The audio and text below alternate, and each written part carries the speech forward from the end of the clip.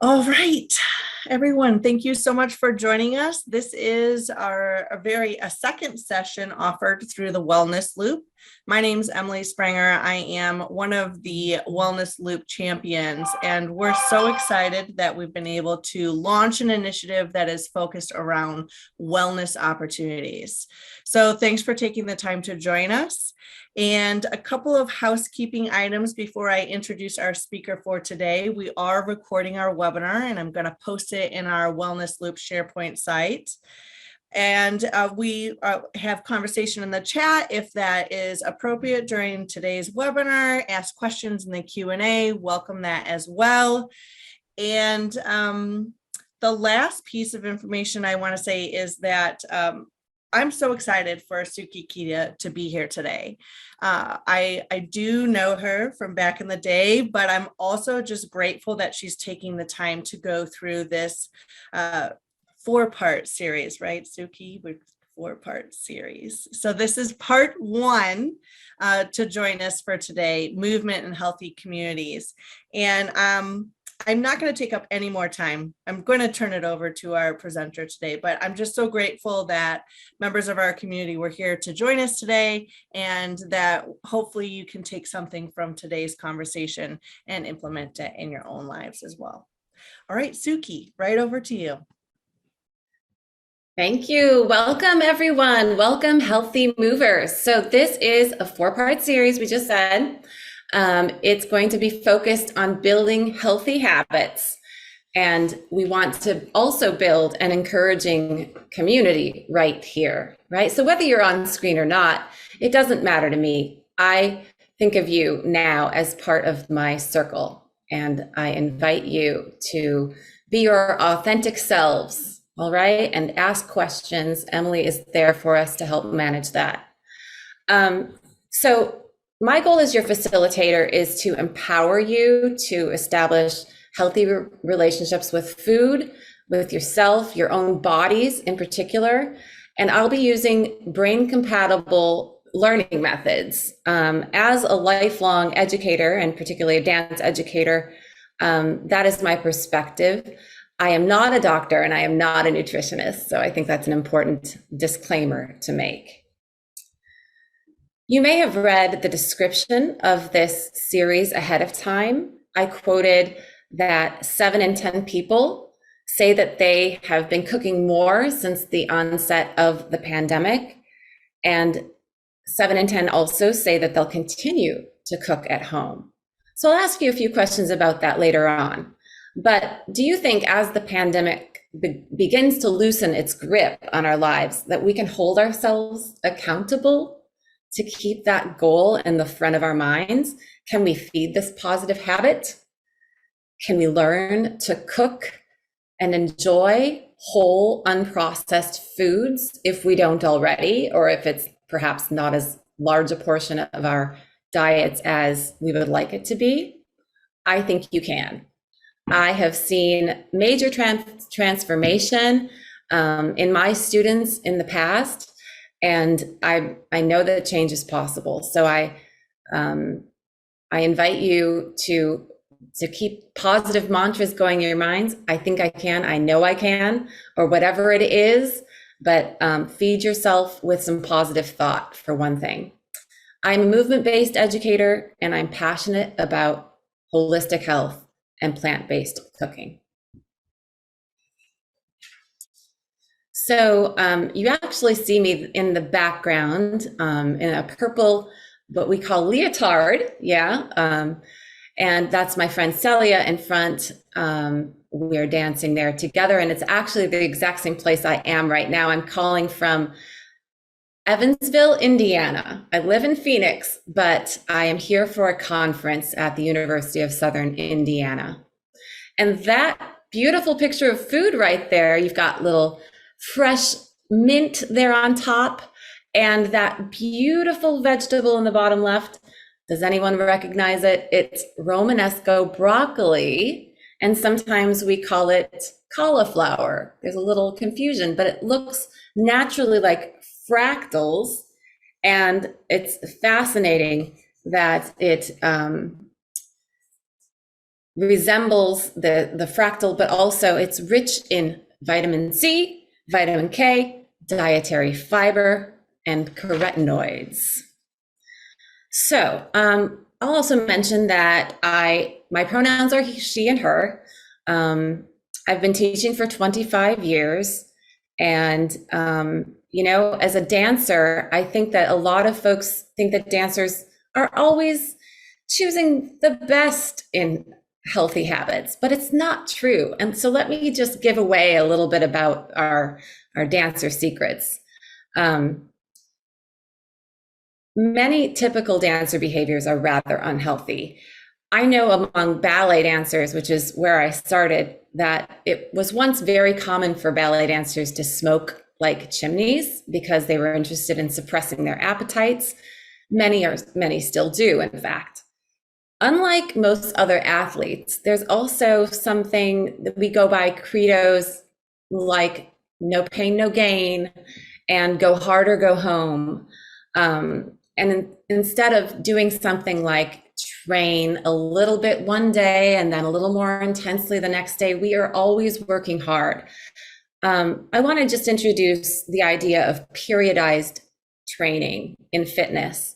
So if you haven't heard of it, periodization, not just used for runners, but it kind of started with an emphasis on runners. It requires the application of planned phase changes and cycles in programming that drive physical and metabolic adaptations to improve performance. Each phase builds upon the last, and it helps prepare the body for higher intensities and loading in training. So it's important in periodized training to vary your training frequency, distance, and duration. And again, dancers don't often do that. Coming up as a dancer, I actually had very little experience with fitness or knowledge of fitness. And in fact, dance classes are often anaerobic as opposed to aerobic. So when I went to my first aerobics class, I was super winded and I was kind of shocked, like I'm not in the type of shape I thought I was. So I actually started to take more aerobics classes, take my fitness more seriously, and eventually I became a fitness instructor and personal trainer in New York City. But even while I was building an adaptive new mindset and a better relationship to food over the past many years, I still stumble sometimes. So I'm just going to say that I am certainly not perfect. And as we age, it also requires new approaches, and we need to renew exactly what we do because the same things may not seem to work anymore. So what are we going to do together? We'll be breaking down health and wellness topics into manageable bites. Today, especially, we'll talk about several things just stemming from a few questions. And then we'll zone in on some more particular topics as we get into the series. We'll connect dots between our food choices and the media that we consume to help separate fact and myth. And we'll also take some movement breaks and get into a healthy groove. So to start, let's just think about how we're sitting. Are you as comfortable as you want to be? If you're driving your car, you may not have a lot of choices, but let's say you're sitting on a chair. Maybe you want to pick up your laptop and sit cross-legged on the floor, right? I can't see any of you, so it really doesn't matter where your cameras are pointing or anything else. But let's go ahead and adjust so that we're seated more comfortably. All right, I'd like to introduce an idea. Perhaps you've heard of it, but it is called habit stacking. So habit stacking is to identify a current habit that you already do each day and then stack a new behavior on top. So for instance, after I blank, I will blank. An example, after I put on my running shoes, I will text a friend where I'm going and how long I'll be gone. That's a safety measure, right? To make sure that a person comes home if they're running on their own. But another example appears on the next page, which I'll give you. But first, this picture. Some of you, for all I know, could be scientists who know exactly what they're looking at. This is an image of a synapse and a microglia.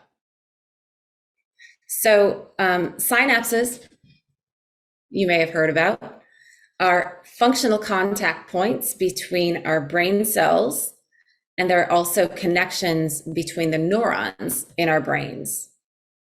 So there's something called synaptic pruning, which you see on the slide, which occurs when you deepen the grooves in your brain. These neural connections either get stronger or they get weaker. So if you don't use a groove in your brain because you don't have a habit of doing it, that is going to go away. The microglia is going to eat away at those connections in the synapse head. And so if you think about it, when we practice something a lot, it comes easier. When you know something like the figurative saying, the back of your hand, it is a very strong groove in your brain. So you probably innately understand this idea already. And so the reason this is important is that habit stacking works best when you take a current habit that's already built into your brain and you stack another one on top, right? Because if a behavior has been strengthened over the years, you can link that new habit into a cycle that's already built into your brain, and it makes it a lot more likely that you'll stick to the new behavior. So here's another example, and this is one that I love to do. So I'm a coffee drinker. I don't know about you, but it's very rare for me not to make my coffee. So that is definitely something I do every day. I also like to tidy up in the kitchen and sweep the floor. So why not, as I clear my space, practice a sun salutation? All right, so let's have a little movement break right now. Again, participate as you are able and willing to do. You do not have to show us what you're doing, but I'm just going to demonstrate here in my space. And we're going to take our hands together. This is called, if you can still hear me, I'm stepping away a little bit. It's a mudra, or a hand position. Yes, thank you, you can hear me, good. And we're going to open both arms and raise them above our heads. And then we're going to spread them apart and round over our spine. Go ahead and let your chin roll down to your chest, and maybe roll a little farther and roll up and open the arms wide. Take up space, no apologies. Take up lots of space. Palms together and back in front of your heart. Good. Let's take a nice deep breath through our nose. And exhale. And let's do it again. Arms open wide, reach all the way on top. Exhale in front of our heart. And one more time, inhale, rise all the way up. And this time, exhale, fold forward, chin drops down, rounding the top of the spine over the cervical, the thoracic spine, and maybe even on down to the lumbar. I may disappear a little bit. And slowly rolling up, you can bend your knees.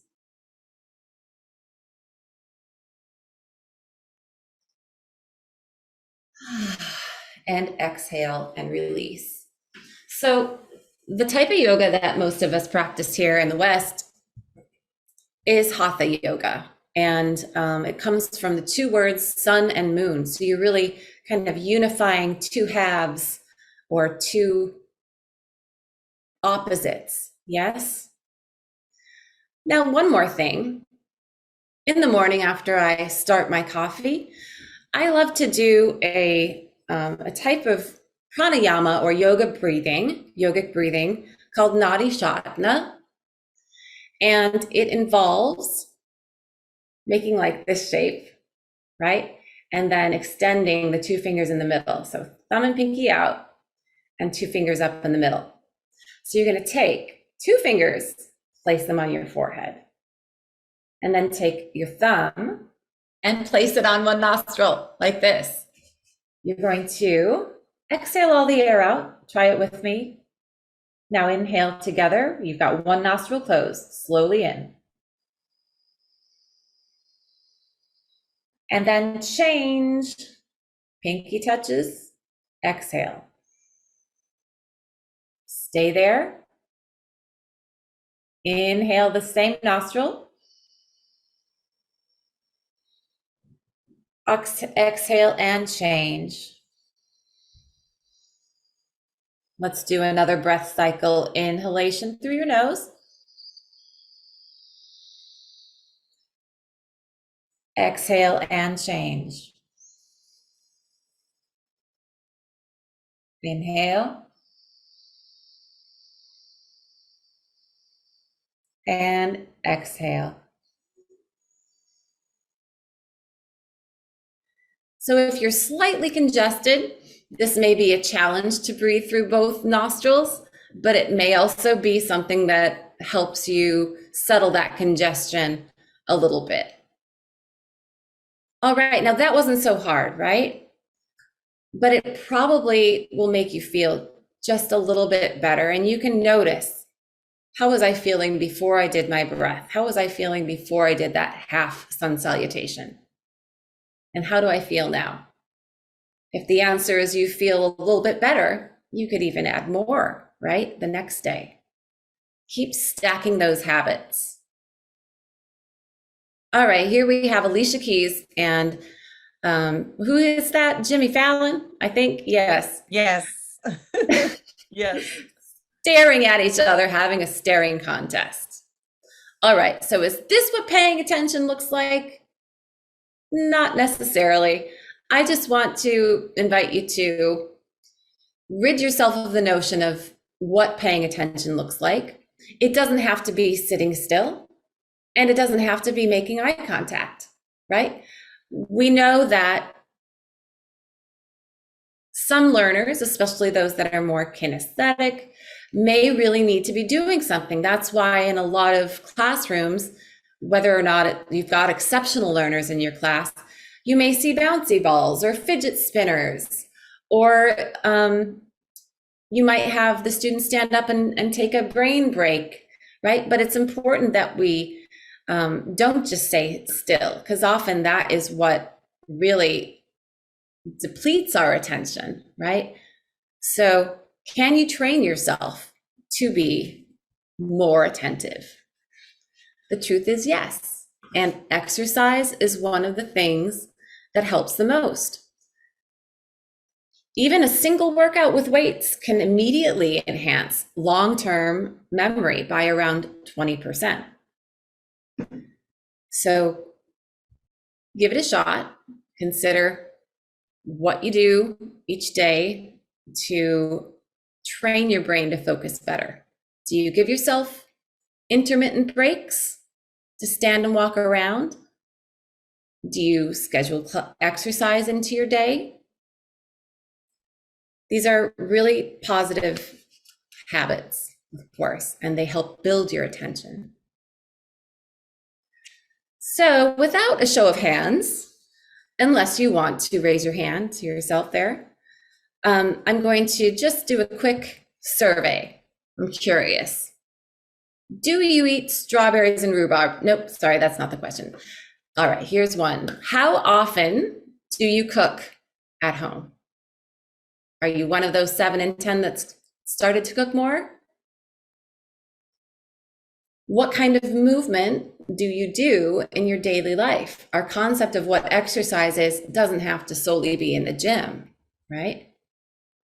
What kind of movement do you include in your daily life? Walking the dog, picking up your 2-year-old, etc. Do you eat your veggies or do you avoid them like the plague? Do you drink lots of water? What do you do to relieve stress? Anything? I hope a few things.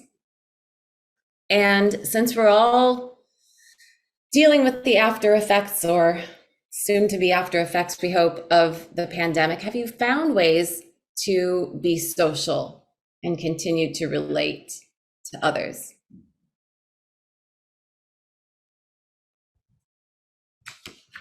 So now we'll look at each question, and I'm going to offer some tips and so on. So this is a salad that I made for myself with spinach, cucumber, roasted butternut squash and cauliflower, a roasted chicken, and a tahini dressing. Also, I think I have, oh yeah, I didn't have golden raisins, but I kind of pickled my raisins a little bit, which gave them a little tang. And I also have pumpkin seeds. So there's a lot of different nutritional goodies in this salad, and it was delicious.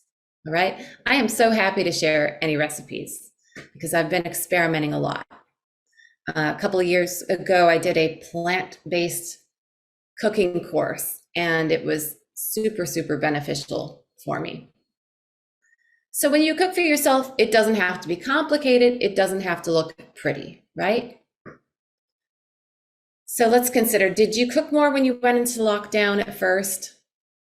And do you still cook at home more? Did you realize that you wanted to shift your values so that just became a goal, whereas it may not have been before?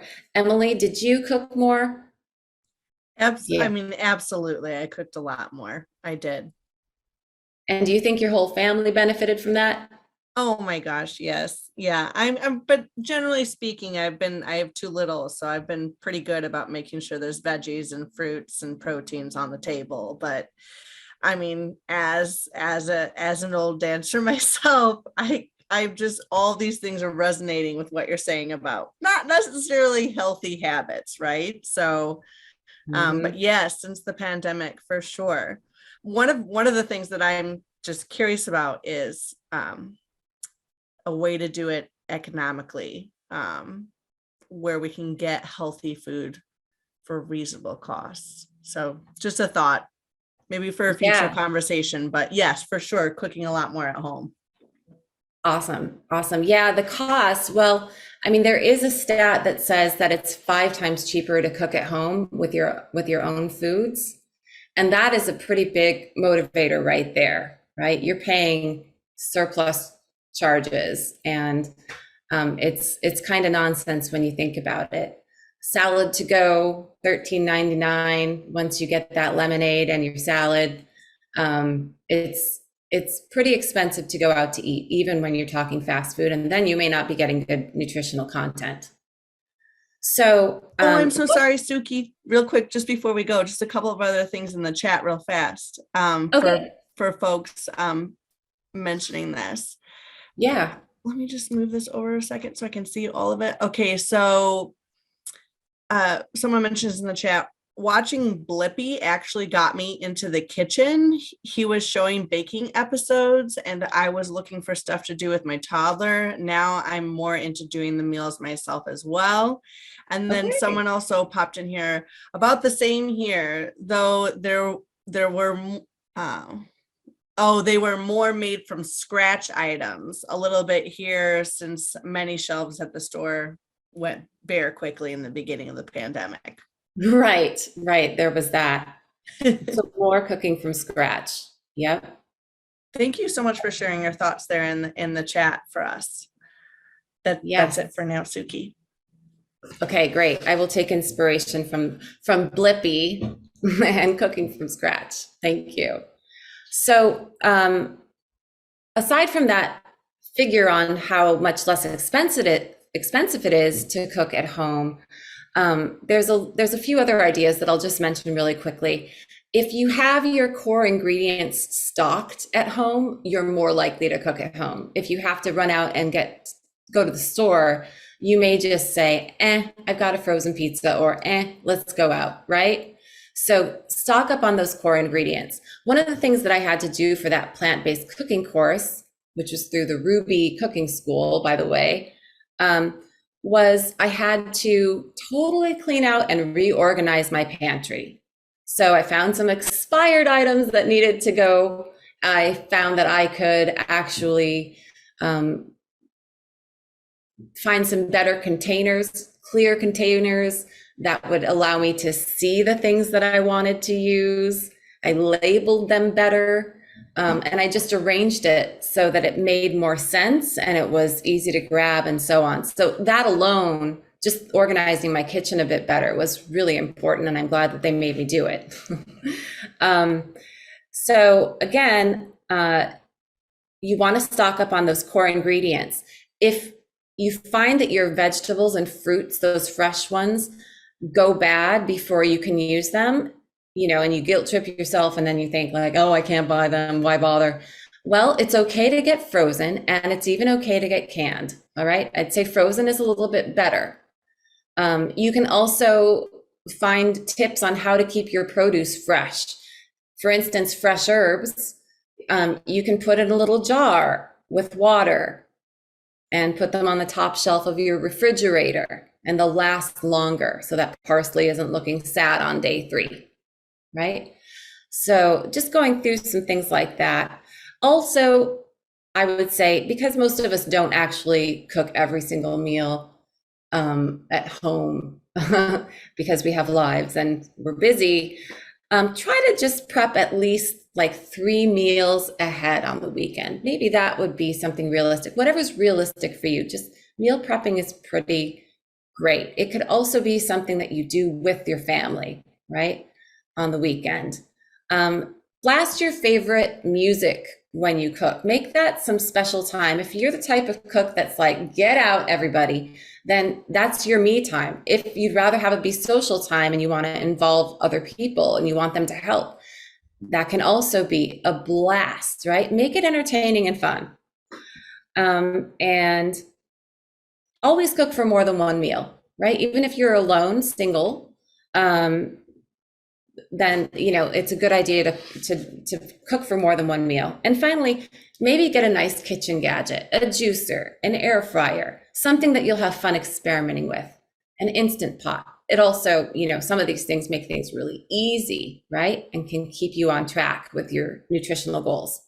So I was just going to mention before I leave this page, rather, how why I went through a major nutritional rehab. So I had gallbladder disease.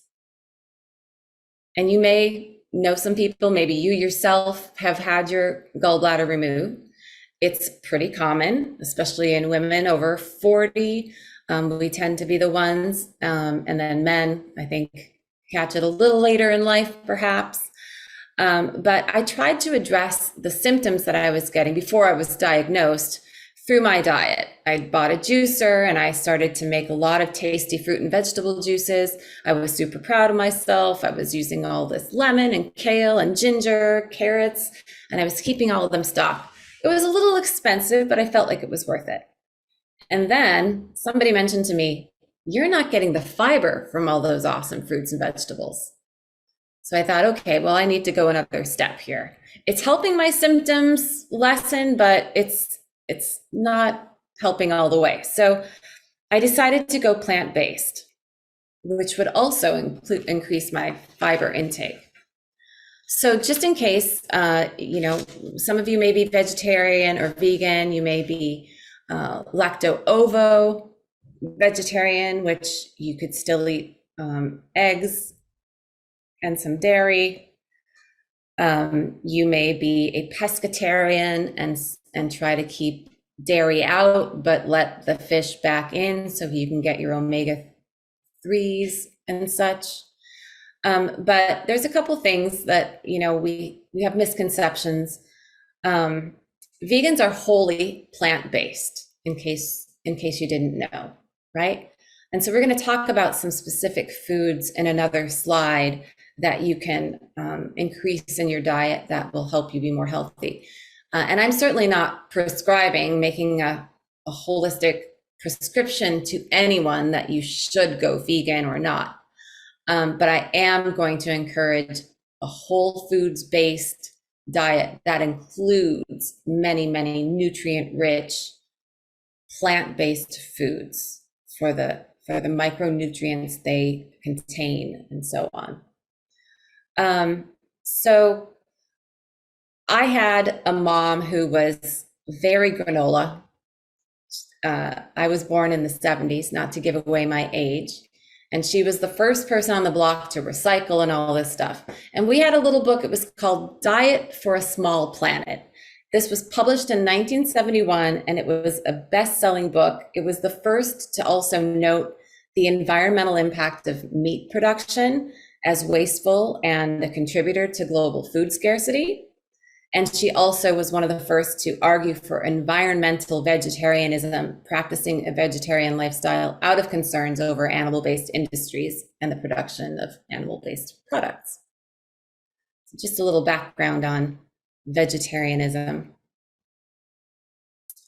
So here are some benefits of going whole food and plant-based.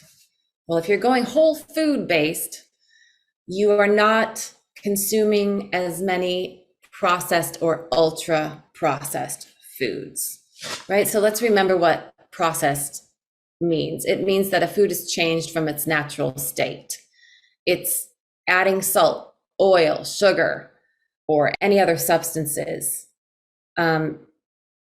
fruits canned in syrup, even freshly made breads. Most processed foods have 2 or 3 ingredients, but then there are those ultra processed foods. And I will make sure I get this link, since it may not be the best use of our time to watch a whole 8-minute video together, but I'll make sure you get this link. And it's this gentleman from BBC, somewhat like, if you've heard of the movie Super Size Me, it's like a mini version of Super Size Me, and it's a little more current. And at the end of feeding himself only ultra processed foods for a month, he sees all this weight gain and all these really negative impacts on his health. And the doctor goes through and talks about just how bad of a slide he's taken to ruin his health through the approach of eating only ultra processed foods. So ultra processed foods are made mostly from substances that are extracted from foods: fats, starches, added sugars, and hydrogenated or partially hydrogenated fats. They may also contain additives like artificial flavors, colors, and stabilizers. Frozen meals are an example, of course. Soft drinks, hot dogs, right?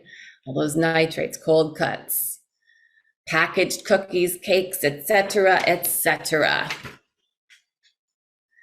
Also, I could tell you a little bit more about plant-based diets, but for sure, I just want to mention that they may really help people who are in a pre-diabetic state or are experiencing type 2 diabetes. A plant-based diet really helps improve insulin sensitivity, and it reduces insulin resistance. It can also really help your heart health. It decreases the risk of strokes, high blood pressure, high cholesterol, certain cancers, and obesity. These are a group of students that I have out in Phoenix, Arizona, and they are in my modern class. You can see the stanky face of the young lady in front there. They're goofing around a little bit, but aren't they cute? Well, these guys have a great movement habit in their life. They are constantly moving. Well, a lot of us during the pandemic started to move a lot less. I used to walk all across my college campus, and then all of a sudden I wasn't getting those steps in, right? I even saw an article about how many of us are losing our juicy booties. We can't have that, right? We need to get those booties back. So there is a wonderful TED speaker and fitness expert named Deborah Atkinson. And she says in her talk actually about what women in menopause learned about exercise may be a lie, that her presentation, she discusses that it's not about more exercise, but it may be about less. Especially when most of our medical advice is based on the model of a young, fit man, it may not be one size fits all, right? So just remember, all movement is good movement. And maybe this will help you get past like a sense of guilt, like, oh, I haven't worked out for 2 days. I can't even show my face in the gym again now, right? No, keep doing the things you love. Again, it's about enjoyment. If you want to build a habit cooking at home, then make it fun. So when you're exercising and moving, find ways to do that with people you love. Or if you'd rather be alone when you exercise, purchase a new album, make it fun, get some recommendations from friends for new music and stuff like that. And do something that is going to keep you going back to your healthy movement exercise. All right, so we're going to do something super silly. I hope you don't mind. It's a name game, and Emily is going to so remember this because every dance educator pretty much does a variation of a name game. So you're going to take the first letter of your name. For me, it's an S, and I want you to draw it with your finger in space. Now, we're going to make it bigger. Try it. And keep making that letter. Make it bigger and smaller. Take it around in three-dimensional space. Maybe it goes on the floor. Now, try it with an elbow. Try it with a hip. Choose a body part of your choice. And now, try saying your name out loud. We can't hear you, so it's all good. Sukie. Okay, that has like a long and a short syllable. So I am going to do a movement that matches my rhythm. Sukie. Try it again, some other way. Sukie. Sukie. Sukie. Yeah? Maybe you add your last name to it. You could say your whole name out loud. Sukie Keita. Sukie Keita. And it's super silly, but you realize you're moving and you're not thinking about other things because you are wholly involved in what you're doing. So dancers, especially those that enter a college dance program like the one where I taught, are some of the most inhibited folks, right? But by the time they get to be that age, they've been told how to move, what's right and what's wrong. I invite you to make absolutely no judgment about how you move. It doesn't matter if you are a so-called good dancer, right? If you are dancing, you are a good dancer. Because it's good to dance, it's good for you. There is no such thing as bad dancing. And by the way, every single one of you have rhythm. It's a myth to say that anyone is deprived of rhythm. You all have heartbeats, don't you? You all have the rhythm of your breath, right? So remember that. Nobody can tell you you're a bad dancer, all right? And we may be more musical or less musical or more or less trained, but it doesn't matter. We all need to move, right? It helps our brains. It helps our bodies. Back to vegetables. All right, here's a bunch of Green looking vegetables in the picture. We've got parsley, we've got green apples, celery, cucumbers. So I don't know if anyone's heard, but Skittles have actually been determined to be unfit for human consumption. So if you've got any of those in your pantry, I encourage you to toss them out. So they may be rainbow colored, just like Fruit Loops. They are really not good for you. Okay. So it is, however, important to get a variety of colorful vegetables because those colors provide a wide range of vitamins and minerals. A legume like a chickpea contains lots of protein. Nuts are an amazing source of plant-based protein. They have selenium and vitamin E. Eat like a bird. What I mean is eating seeds, right? Not eating very little. Although eating less calories is often seen to be a means towards longevity, right? But sesame seeds contain calcium, and sunflower seeds are an awesome source of vitamin E. Healthy fats or healthful fats. What could some of those be?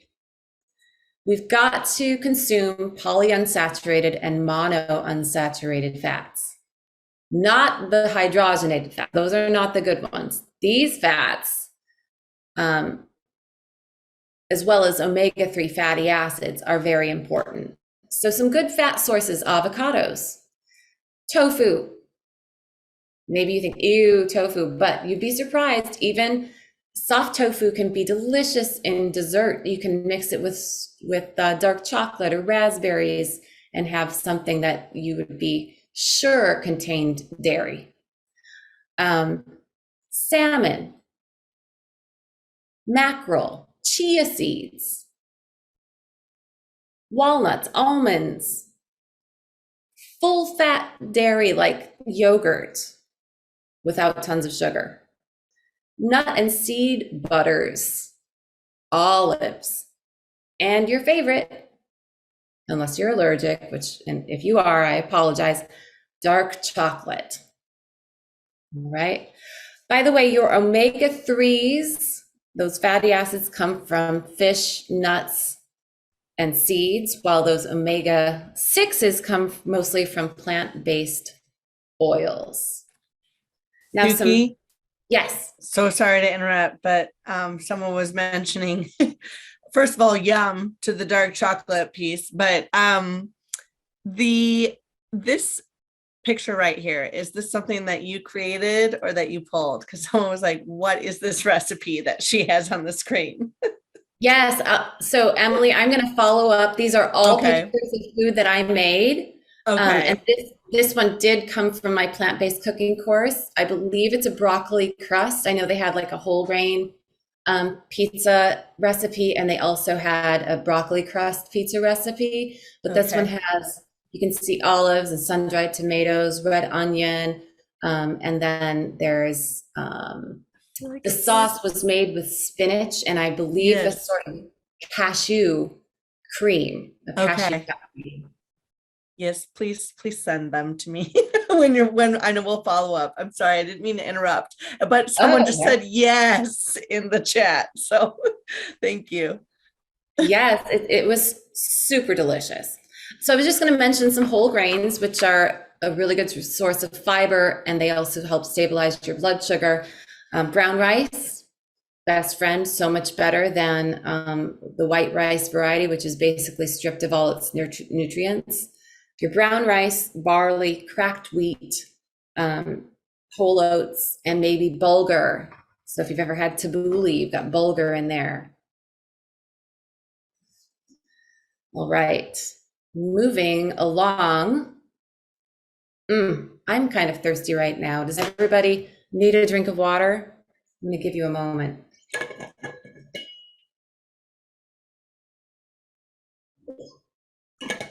So does anyone out there have one of those jugs that shows like, good job, you're getting started, and then it gets more and more excited as you drink more and more? Pretty fun. I don't have one of those, but I'm also traveling, so I don't want to carry a giant thing like that. I'm just refilling this one. But if our bodies are 2/3 water, it's extremely important that we are getting enough fluid intake. So it increases our vessel strength, and it's crucial for nutrient supply and toxin removal, right? So I'm going to recommend that you might drink structured water. So this is from my dear friend with Arizona Dance Medicine, Dr. Alexis Sams. She encourages me and all of her clients to sprinkle sea salt into water and then add a slice of lemon or lime. It really helps you absorb the fluids that you drink in. And then you may have heard, 8 glasses a day, but here is from the Mayo Clinic. Oh no, rather the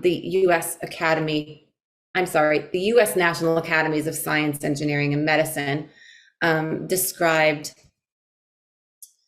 3.7 liters or 15.5 cups for men and 11.5 cups or 2.7 liters for women. And this would include the fluids from water as well as other beverages and food that you eat. So if you're having watermelon, you can count some of that fluid, of course, to your total. If you feel thirsty, drink. If you rarely feel thirsty, your urine is light yellow or colorless, and so on, you're probably getting enough water, okay? So we have the mudra, that this person is maybe meditating, sitting on a rock and looking out at a beautiful scene. Shin mudra, bringing universal and individual consciousness together with that symbol. So I do love to meditate, and I've mentioned some yoga exercises, so you can probably tell I love yoga. But what are some of your favorite strategies? Love to see them in the chat. How do you relieve stress, particularly in this last couple of years?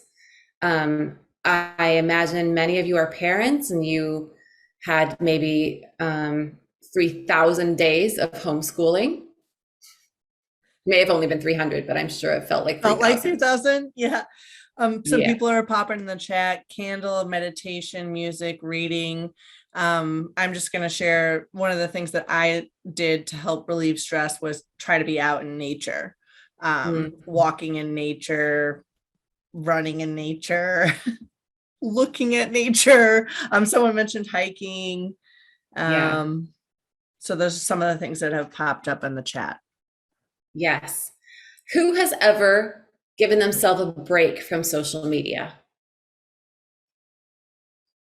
Yeah. So we probably all need a break from it once in a while. While, it's great to catch up with friends and see all those beautiful family pictures, you can go to their page later. You can take a week off, or you can take maybe one day a week that you designate as being off from social media, because it often does impact us in ways that we're not aware of until we do a little fast or a break from it.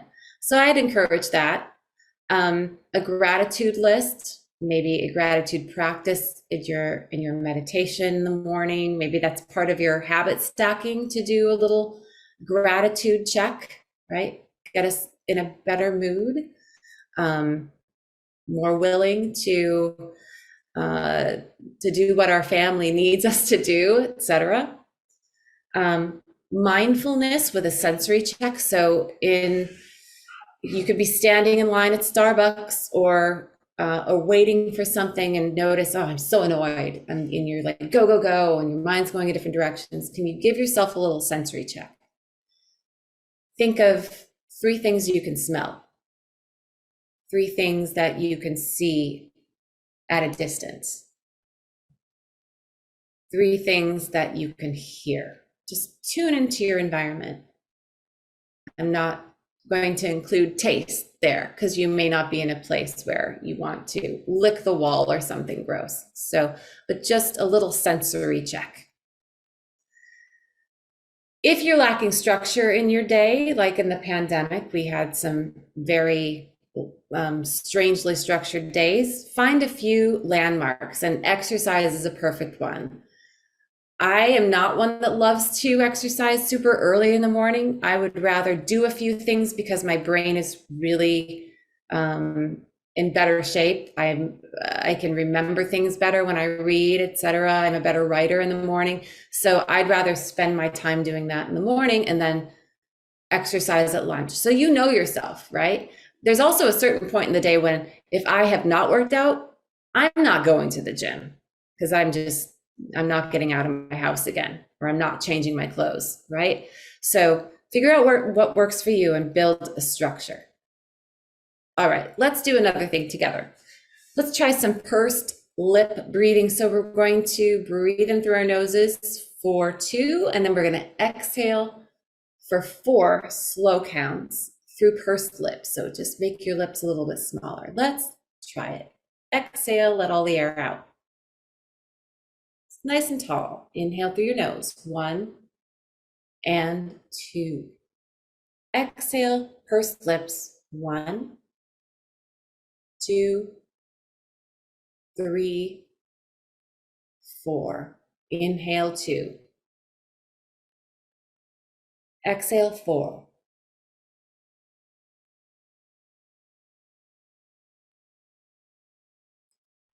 Two more times. Inhale. Exhale.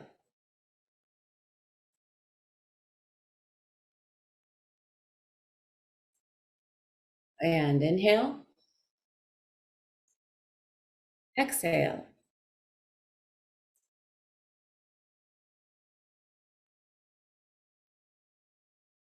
And let it go. Let's stretch out our chest. I'm going to take my hands and lace my fingers together, place them on the back of my head, and I'm going to let my shoulders shrug, and I'm going to drop them. I'm going to open my elbows wide, and then I'm going to close them across and let my upper back expand, round my head over, stretching the back of my neck, and then again, open wide. Inhale and exhale and round. Now, if you have a wall available, rising up one more time, extend your arm and place your hand on a wall and then turn gently away. You can turn your head as well away from the hand. And let's give it a shot on the other side.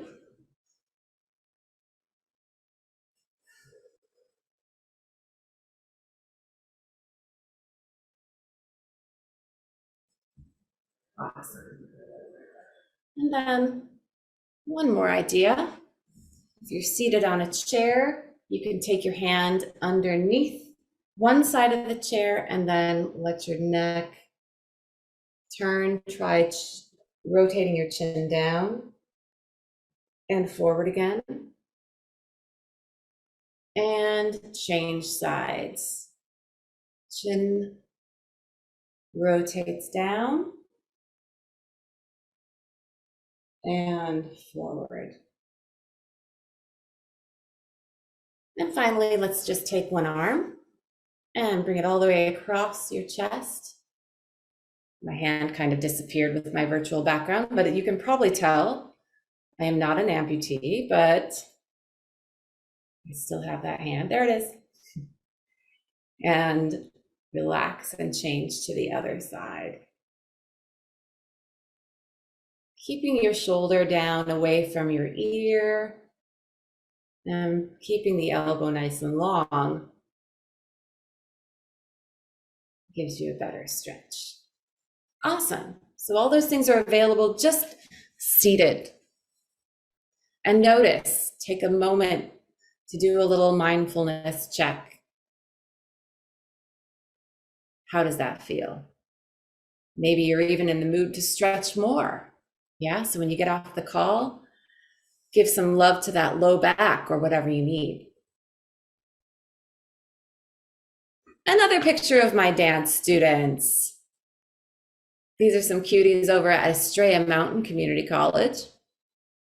So what are some ways that you found to be social during the pandemic? It's okay to acknowledge that you're worried about getting back into social life. I encourage you to work your way back slowly. You don't have to go to a big concert. Maybe that stresses you out more and it would discourage you from going out again. So do a little bit at a time and work your way up. And then from Dr. Nicholas Long, he talks about avoiding avoidance. So avoiding situations due to social anxiety can actually reinforce your beliefs about yourself and social situations. So if you think like, oh, I'm awkward, then avoiding social situations will just reinforce that. In these moments, people tend to engage in safety behaviors, such as focusing on their phone to discourage others from approaching. These are strategies that provide short-term relief, but they can often continue to reinforce negative beliefs about your ability or grace, etc., to engage in social situations.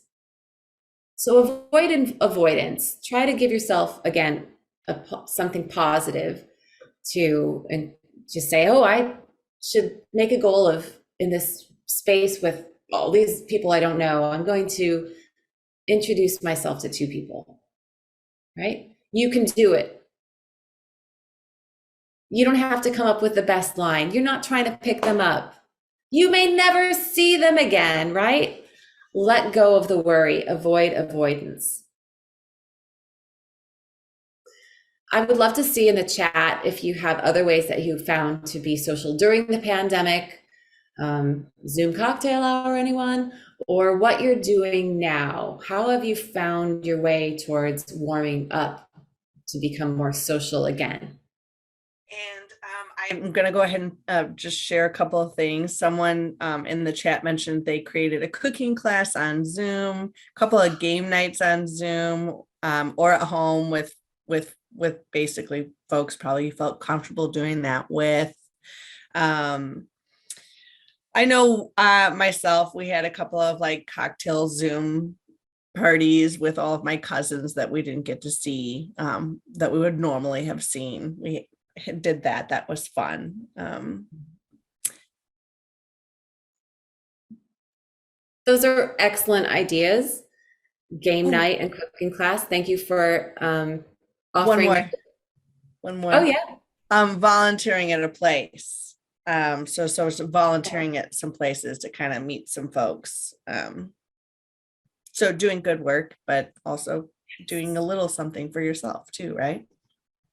Absolutely. That's so wonderful. Thank you for sharing those. Thank you. So we're really reaching the end, and I noticed that we're also running out of time. So I have a plant-based recipe to offer if you want to take a picture of the screen, or I promise along with the other recipes that go along with the pictures I've showed. This is a tuna-less salad. So that's what that is. And the cashew sour cream, I will also include a recipe for that.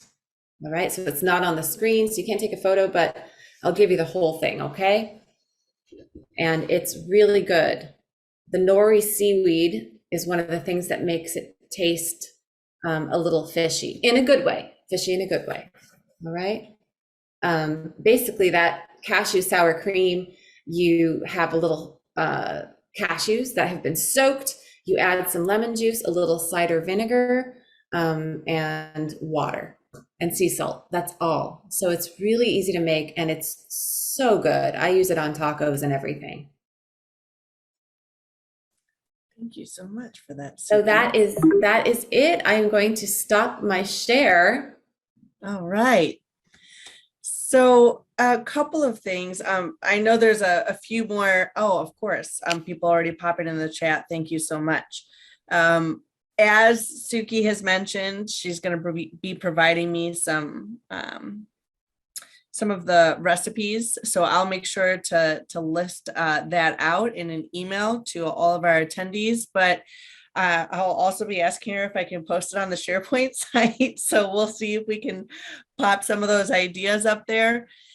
If you do have questions or you'd like to see a little bit more from Sukie's presentation today, because there are 3 more parts. So if you want us to include something else in the future or a little bit more, I personally loved the blend of information and some movement and some healthy recipes as well too. So please let us know what you enjoyed and what you'd like to see more of. We can always continue to kind of mold that into our sessions for you. So if you have not checked out the Wellness Loop SharePoint, please go on there. It is a resource for all of our full-time employees. And of course, thanks for staying patient as we continue to expand the opportunities for all employees. And I don't think anything else at this time. Sukie, thank you so much for coming to present. And until the next time, I hope you all have a good rest of your day. Thanks for the wonderful ideas, you guys. Awesome, Sukie. Talk to you later. Take care. Bye-bye. Okay. Bye.